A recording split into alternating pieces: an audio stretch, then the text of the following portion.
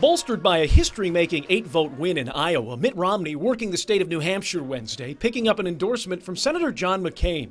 While Romney worked the Granite State, South Carolina GOP Chair Chad Connelly pitching South Carolina as the ultimate proving ground for the GOP hopefuls 17 days out from the First in the South primary. For 30 years now, we have picked the eventual nominee on the Republican side, and we're legitimate. This has become tradition here, and our voters have a high expectation of getting to know candidates. Thank you so much, Iowa. And that means an effective meet-and-greet ground game in South Carolina. Rick Santorum, coming off a surprising second-place finish in Iowa, has visited the Palmetto State more than anyone, ahead of Newt Gingrich and Romney, 26 times in all.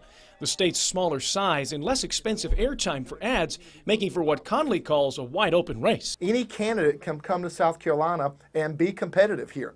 They can crisscross the state. We're small enough. We have a lot of venues. The race in South Carolina really is going to focus on who can attract what we use in shorthand as the conservative, primarily strong religious voters. Who will catch fire with voters here, though, remains to be seen. The last polls out of South Carolina showed Newt Gingrich is the front-runner, but those numbers are now several weeks old. Many of the hopefuls will now be spending time in the Palmetto State this week, despite the fact that the critical New Hampshire primary is next on the list. To have them come here ahead of the New Hampshire primary is a little bit indicative of how important they see South Carolina and the role that we play. Once again, I'm convinced we're going to be the most important state in this entire process.